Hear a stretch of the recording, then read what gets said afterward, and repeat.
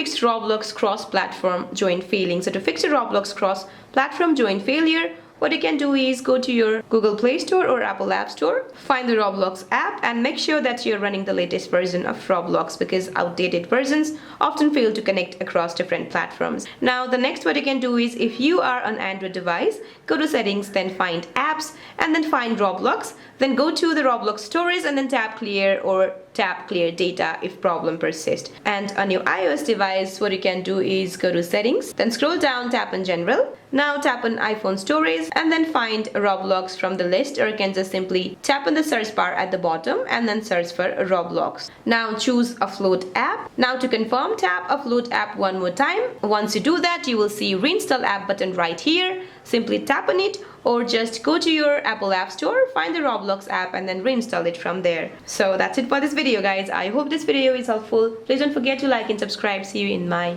next one.